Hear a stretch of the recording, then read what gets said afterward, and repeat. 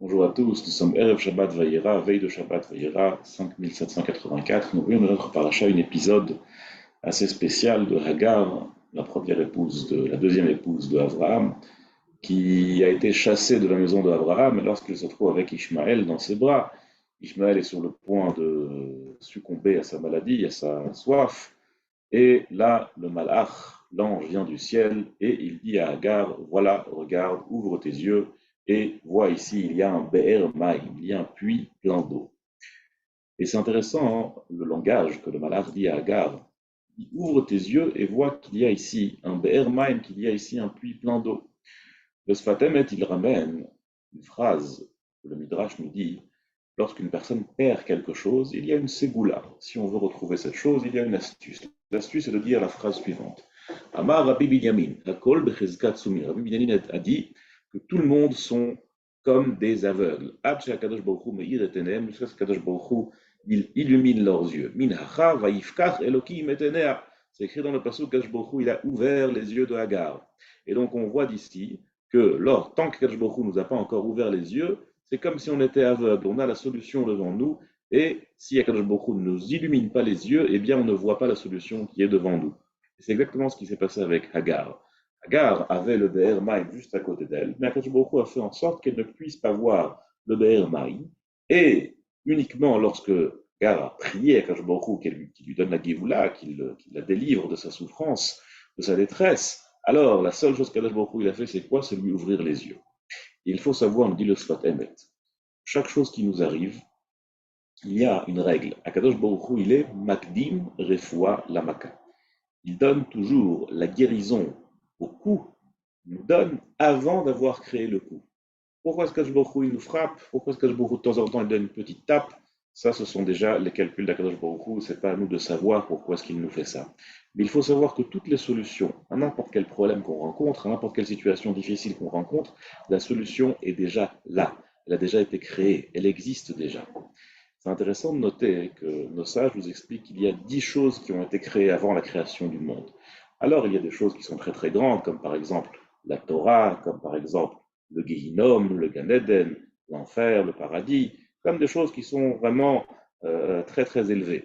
Mais il y a une des choses qui peut paraître anormale, qui peut paraître sortir un peu du contexte. Une des choses qui a été créée avant la création du monde, nous dit Razal, Eilo Shel Yitzhak. C'est quoi Eilo Shel Yitzhak? C'est le bélier qui a été sacrifié à la place de Yitzhak dans notre paracha. La question se pose, pourquoi est-ce qu'on avait besoin de créer ce bélier encore avant la création du monde? On aurait pu attendre un peu. Et ce bélier aurait pu être créé juste avant la Akedat Yitzhak, juste avant l'épreuve de Yitzhak. Et après, on aurait dit, voilà, maintenant c'est pas Yitzhak, c'est ce bélier qui vient d'être créé. Pourquoi est-ce qu'il a besoin d'être créé depuis avant la création du monde? On voit ici une règle très importante. Qu'en vérité, depuis le moment où Akadosh Baruch Hu, il a créé le monde, Akadosh Baruch Hu, il a créé aussi toutes les épreuves que le clan Israël va traverser, que ce soit les épreuves de particuliers, que ce soit les épreuves de tout le clan Israël, de tout le peuple d'Israël, comme on est en train de vivre tous ensemble, une dure épreuve, mais Bezrat Hashem, on va la traverser ensemble. Eh bien, il faut savoir qu'Akadosh Baruch Hu, il a déjà créé la solution encore avant le problème. Il suffit juste d'ouvrir les yeux et de demander à Akadosh Baruch Hu d'ouvrir les yeux, parce que même si on ouvre les yeux, ça ne sert à rien si ce n'est pas Akadosh Baruch Hu qui nous illumine nos yeux. Et donc, on demande à Kadosh Baruch Hu de nous illuminer nos yeux, qu'on puisse voir la solution qui est déjà à portée de bain, parce qu'elle a déjà été créée par Akadosh Baruch Hu. On raconte sur le Rebbe de Skoulen que j'ai eu le mérite d'avoir déjà vu, il est passé quelques fois à Paris, et le Rabbi de Skoulen, c'était un grand sadique. Il ne montait jamais sur son lit. Jamais, jamais, jamais, jamais. Jamais il allait dans un lit. Il dormait jamais dans un lit. Il étudiait tout le temps, puis quand il succombait à la fatigue, alors il s'endormait sur son livre. C'était comme ça. Je parle de quelqu'un qui est niftar il y a quelques années, pas il y a 500 ans.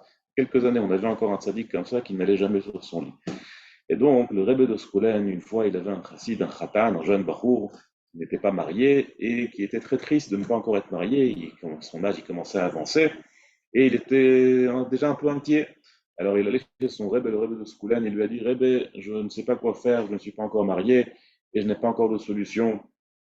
Trouvez-moi une solution, je ne sais pas quoi faire. Il lui a dit, le Rebbe de Skoulan, il faut que tu saches que tu es déjà un khatan, tu es déjà quelqu'un de marié, tu es déjà un jeune marié. Sauf que tu ne connais pas encore ta kala, c'est juste quelque chose de technique, c'est juste un point technique. Chazal nous disent, nos sages nous disent qu'une personne, 40 jours avant sa naissance, Akadosh Baruch Hu, il est machriz, Akadosh Baruch Hu, il proclame qui sera son épouse. Alors ton épouse, elle existe déjà, et tu es déjà un khatan, tu es déjà marié, sauf que tu ne sais pas encore. Alors prie à Akadosh Baruch Hu qu'il ouvre tes yeux, et bientôt tu verras aussi ta kala avec tes yeux. Et c'est ce qu'on dit dans les Teilim, on dit Shir la Ma'alot et Saena el Harim, mais Aïn yavo Ezri. Aïn signifie d'où, mais ça signifie aussi rien, il n'y a pas d'aide. On dit à Akadosh Baruch Hu, je n'ai pas d'aide, je n'ai rien. Et qu'est-ce qu'on dit après? La réponse, elle est Ezri meim Hashem, Ose, Shamayim Vaaretz. Mon aide vient d'Akadosh Baruch Hu qui a créé le ciel et la terre. On dit qu'en vérité, même s'il semblerait que je n'ai aucune solution à mon problème, même s'il semblerait que je suis dans une impasse et que je ne pourrais pas traverser cette épreuve, il faut savoir que c'est faux. Que Ezri meim Hashem, mon aide viendra d'Hashem, Ose, Shamayim Vaaretz, qui a créé le ciel et la terre. Et en vérité, ma solution existe déjà depuis le moment où Akadosh Baruch Hu a créé le ciel et la terre. Et la solution de Kal Israël aussi, elle existe déjà depuis ce moment.